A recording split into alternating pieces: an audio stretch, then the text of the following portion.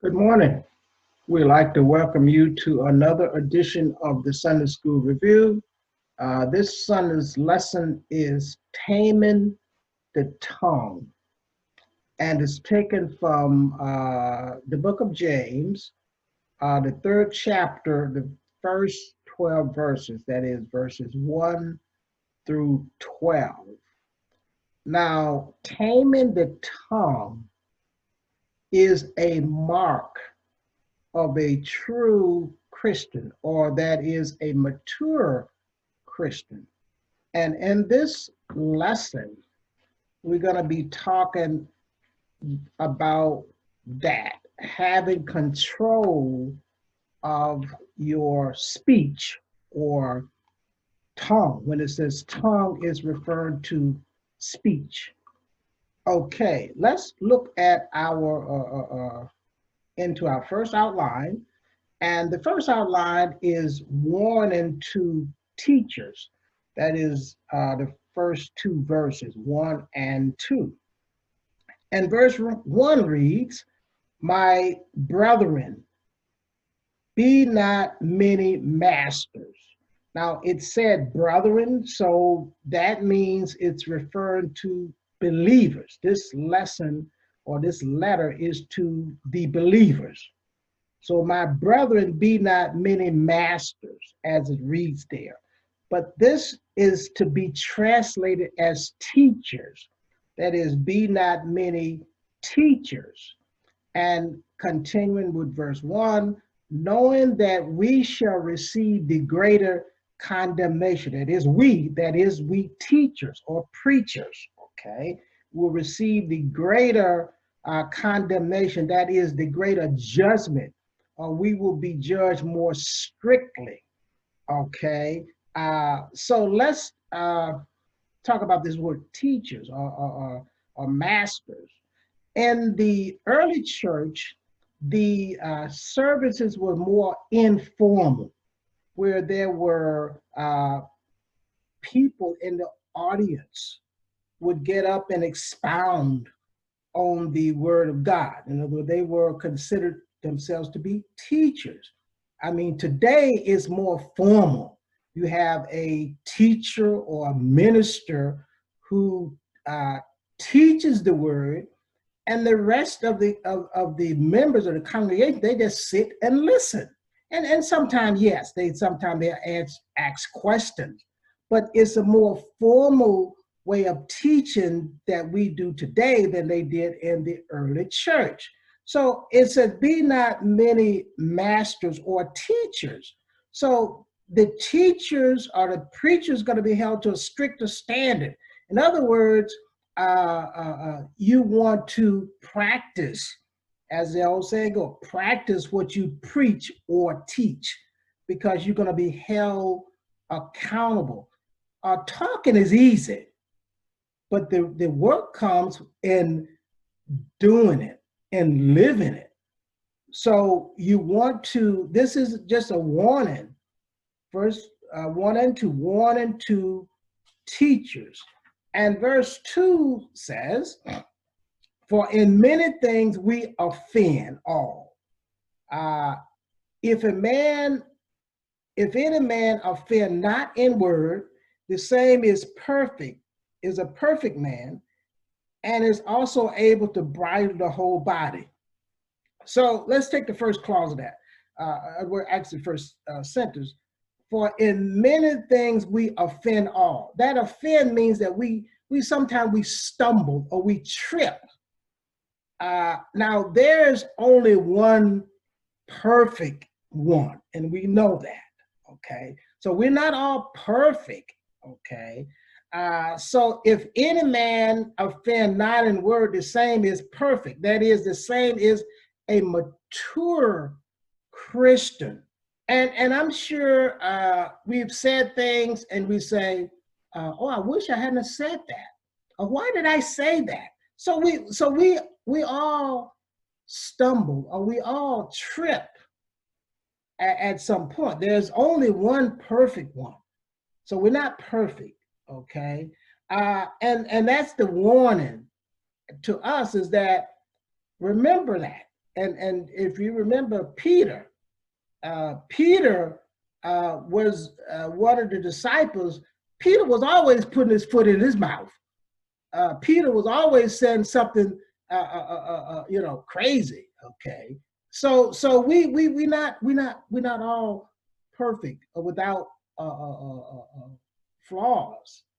Okay, now the second outline is the power of the tongue, and that goes from verses 3 to 6 in our lesson, the power of the tongue. Now, just before we read those verses, let's just talk briefly about the power of the tongue.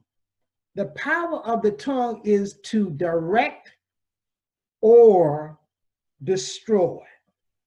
Now, we're going to see the power of the tongue to direct in verses 3 and 4. And we also going to see an illustration of the power to destroy, that is the tongue's power to destroy, in verse 5 and 6. So there are two powers, the power to direct. We're going to look at that illustration in verse 3 and 4. And let's go there. Verse 3, behold, we put bits in the horse's mouth that they may obey us, and we turn about their whole body. Now, if you know, a horse is a massive beast. Now, if you are a skillful rider, you can control that beast with just the small bits that are in their mouth. Now, obviously, if you're not a skilled rider, I mean, they take you every which way. But if you are a skillful rider, you can control that massive beast with just those small bits that are in their mouth. And the other illustration that is used in verse 4 is that of a ship. Let's take a large cruise ship. It's a massive undertaking. Now, says, let's read it. Behold also the ships, which though they be so great, as you know, and are driven with fierce winds, yet they are turned about with a very small helm or rudder, wherewith the governor listed. In other words, if you would go and take a look at a cruise ship, maybe in dry dock, and in comparison to that vessel, you look at the rudder, how small it is in comparison, yet that small helm or rudder, you're able to turn that massive vessel. So just as the tongue, being a small member, just as these two illustrations here, the bits that are in the horse's mouth, or the helm or the rudder that can turn that massive vessel. Okay, so the tongue, being small, has the power to direct, as we have seen illustrated in verses 3 and 4. Now, the power to destroy, and you've heard the phrase, words have power. For example, a judge may issue a ruling, a sentence, and says life or death. That's very powerful. So let's look at the power to destroy in verses 5 and 6. It says, even so the tongue, a little member, and boasts great things. Behold, how great a matter a little fire kindleth, and the tongue is a fire, a world of iniquity. So the tongue is among our members, that it defileth the whole body, and sitteth on fire the course of nature, and it is set on fire of hell. Now, the power of the tongue to direct, as we looked at it, verse 3 and 4, now the power of the tongue to destroy, as we're going to look at it in verse 5 and 6. So, one thing that you don't want to use your tongue to do, well, several things I'm going to mention. The first thing is to lie. Okay. The other thing is to utter corrupt speech, or to use your tongue to slander someone. So the idea here is be careful what you say, because as I said, words have power. That is the power to direct, or it has the power to destroy, as we see here in verses 5 and 6. Now, let's go to verse 7, and we're going to look at the problems that the tongue poses. And verse 7 says, for every kind of beast and of birds and of serpents and of things in the sea is tamed, and has been tamed of mankind. Now, this is, if we refer back to Genesis, where man has been given dominion over all of these things, as it's mentioned. First, the beasts, the birds, the serpents, and things in the sea. Man has dominion over them, power over them. If you go to the circus, or you go to a wildlife preserve, you'll see the animals, the tigers are, in corral, and man has dominion over them. Now, just because man has dominion over them, however, does not give man the authority to abuse them. Now, you can go to prison for animal cruelty. So just because you have dominion does not give you the authority to abuse them. But man has been given dominion over all of these things.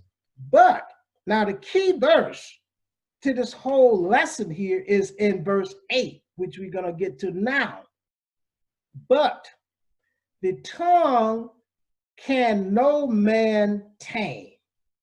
Now let's pause right there. The key here is no man can tame. It is an unruly evil full of deadly poison. As I said, the tongue is uncontrollable by man. Now, we know what the scripture said, that the mouth speaketh from the abundance of the heart.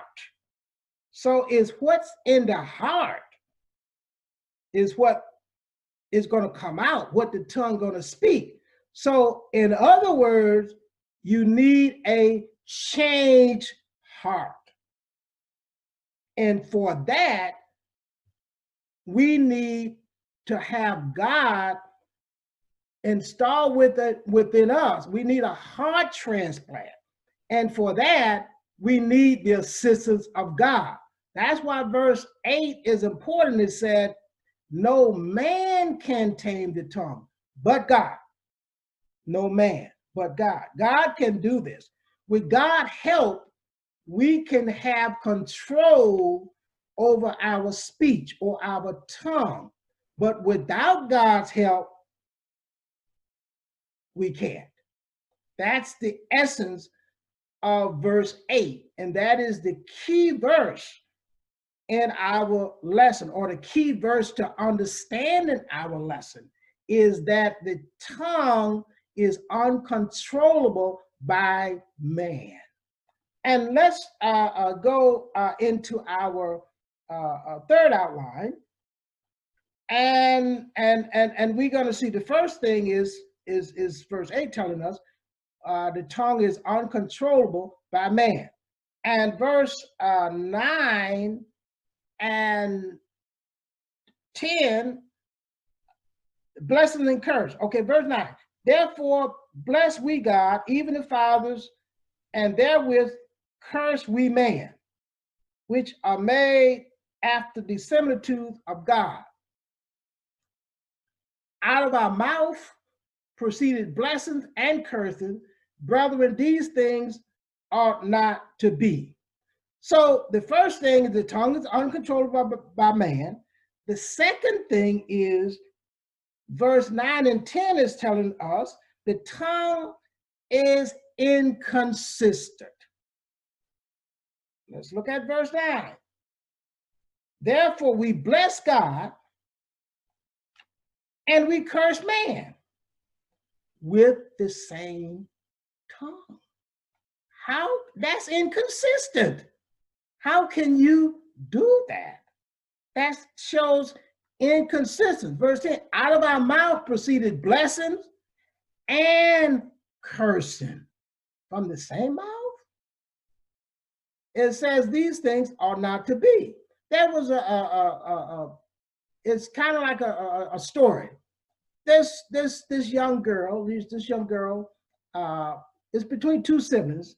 This young girl had her arms around her father's neck, loving on him, and she was looking back at her brother with her tongue sticking out. And her mother saw this. Her mother said, you might as well take your arms around you from around your father's neck, because you can't love your father and hate your brother at the same time. So that's inconsistent. So this is what verse 9 is telling us. We bless God. In service, we bless God, and we get out in the parking lot, and we trying to get out the parking lot. The parking lot is crowded. Somebody is clogging up the parking lot. And you say, oh, that idiot, what is this idiot doing? With the same mouth. You was just in church praising God. Now you're out in the parking lot blessing somebody else. That's inconsistent. Okay, let's go to verse 11 and 12 and show another inconsistent, which is contrary. This is contrary to nature. Let's read verse 11. And these are three, verse 11 and 12, it asks three rhetorical questions. Now, when you ask a rhetorical question, the answer is obvious. It's an obvious answer. Let's look at these three rhetorical questions. Verse 11, does a fountain send forth at the same place sweet water and bitter? The answer to that is obviously not. No. Okay. Verse 12. Can a fig tree, my brethren, bear olive berries? No. A fig tree produces figs, not olives. That's the second question. The second question is an obvious no. The third question, either a vine, figs. No, vine grow grapes, not figs. So the tongue here is contrary to nature. So, and the last part, so can no fountain yield both salt water and fresh. There's no such thing. Well, I have some fresh salt water. No, you don't have fresh. You either have salt water or you have fresh water. No, you can't have both. You can't have both. So that is inconsistent. So the two examples, first, the tongue is uncontrollable by man, is inconsistent out of the same mouth that's inconsistent. Blessings and cursing coming from the same. No, that can't happen. And the third is contrary to nature. A fig tree produces figs. Olive tree produces olives. It's either one or the other, not both. Okay, so that can't be. So you can't have one tongue praising God and cursing people at the same time. So your tongue or your speech displays who you really are. So that's what it boils down to. There is power in words, and we are the mark of a true Christian, as we saw in last week's lesson, was deeds or works.